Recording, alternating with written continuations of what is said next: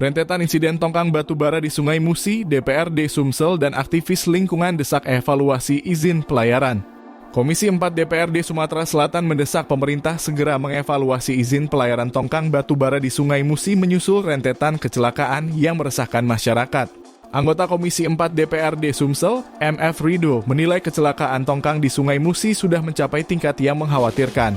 Kami berulang kali meminta pemerintah provinsi dan instansi terkait agar lebih serius mengawasi transportasi batu bara di Sungai Musi.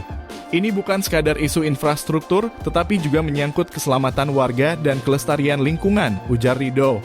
Desakan ini muncul setelah 2 insiden terbaru terjadi dalam sepekan terakhir, yakni pada Rabu, 12 Maret 2025. Saat tongkang Kapuas Jaya 3023 yang ditarik oleh TB Johan Jaya 171 hilang kendali lalu menabrak perahu dan rumah warga di kawasan Keramasan, Kertapati. Tongkang ini mengangkut batu bara milik PTBA yang baru saja melakukan olah gerak untuk berlayar keluar perairan Palembang.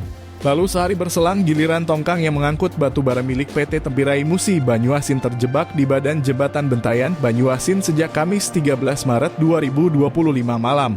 Selain itu, serentetan kejadian yang melibatkan tongkang batu bara sebelumnya di perairan Palembang juga kerap terjadi akibat dugaan kelebihan muatan dan kurangnya perhitungan terhadap ketinggian debit air. Menurut Rido, koordinasi saja tidak cukup tanpa tindakan konkret. Ia mengungkapkan bahwa selama ini ada perusahaan yang terus-menerus melanggar aturan, namun tidak pernah mendapatkan sanksi tegas dari pemerintah.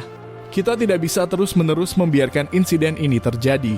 Evaluasi menyeluruh harus dilakukan dan perusahaan yang melanggar harus diberi sanksi tegas, katanya. Dalam penelusuran beberapa perusahaan pengangkutan atau pelayaran yang kerap menjadi langganan dalam insiden di perairan Sungai Musi adalah Karya Pasifik dan Johan Jaya. Dukungan untuk segera melakukan evaluasi izin pelayaran bagi kapal tongkang pengangkut batu bara ini juga muncul dari Direktur Eksekutif Suara Informasi Rakyat Sriwijaya atau SIRAH, Rahmat Sandi yang mengatakan, maraknya kecelakaan tongkang batu bara di Sungai Musi merupakan dampak dari peningkatan produksi batu bara di Sumsel. Meskipun kondisi tersebut juga menyumbang pemasukan bagi daerah atau pemerintah dalam arti yang lebih luas. Namun meningkatnya produksi ini akan berimbas pada peningkatan ancaman dalam aktivitas angkutan batu bara di Sungai Musi. Insiden ini bukanlah pertama kali terjadi, menurut kami inilah dampak negatif produksi besar-besaran batu bara di Sumsel yang menyebabkan meningkatnya aktivitas tongkang batu bara di Sungai Musi, jelasnya. Rahmat mengatakan sudah seharusnya pemerintah membuat regulasi baru terkait pembatasan aktivitas angkutan batu bara di Sungai Musi. Sebab, regulasi yang selama ini ada cenderung dikesampingkan. Justru memunculkan analisis baru dalam dugaan kong kali kong atau penyelewengan yang dilakukan oleh pemerintah apabila tidak bersikap atau memberikan tindakan tegas bagi para pelanggar ini. Aktivitas ini sudah sangat padat di Sungai Musi dan sudah jelas sewaktu-waktu dapat mengancam jiwa di sepanjang sungai. Bukan tidak mungkin di masa mendatang akan lebih banyak lagi insiden seperti ini, pungkasnya. Di tempat terpisah, Direktur Eksekutif Daerah Walhi Sumsel, Juliusman yang dibincangi mengatakan insiden ini seharusnya menjadi momentum bagi pemerintah untuk mengevaluasi dan menindak tegas pihak-pihak yang memberikan izin, serta operator kapal yang masih menggunakan Sungai Musi sebagai jalur angkutan batu bara. Usut dan adili pemberi izin dan pelaku angkutan tongkang yang menyebabkan insiden ini. Jika insiden seperti ini terus berulang, maka yang harus bertanggung jawab adalah pihak yang memberi izin transportasi kepada tongkang tersebut, kata Juliusman. Lebih lanjut, dia mengatakan sejak lama pihaknya menolak aktivitas angkutan batu bara dan tanah galian di Sungai Musi karena perairan tersebut bukan jalur angkutan bisnis. Karena Sungai Musi bukan jalur angkutan bisnis batu bara atau tanah galian. Jadi kalau hal itu masih saja terjadi pasti akan menimbulkan masalah, tegasnya. Sungai Musi menurut Juliusman merupakan jantung kehidupan masyarakat Palembang dan sekitarnya.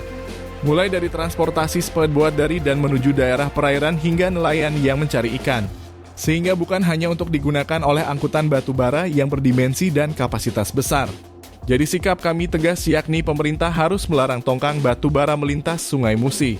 Ini semata untuk menyelamatkan Sungai Musi dari kerusakan. Pikirkan masa depan Sumsel, masa depan masyarakat yang bergantung di Sungai Musi.